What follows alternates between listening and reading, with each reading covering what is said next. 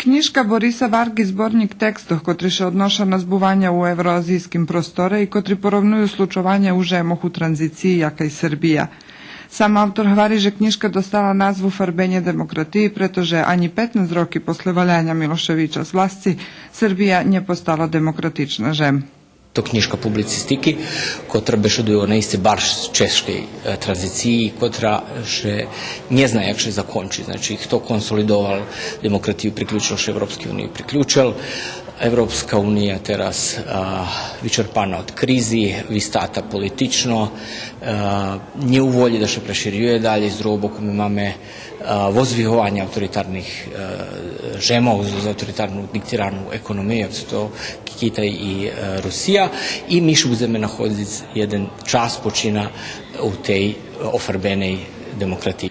Na promociji bešedovala i Sonja Biserko, predsjedateljka Helsinskog odboru za ljudski prava, kotra ocenjala, že Evropska unija muši co skoro integrovat žemi Zahodnog Balkana, bo na tot sposob Rusija njehodne i dalje širi svoj vpliv na mali žemi, kotri okreme zagroženi s tenzijami među velikima silami.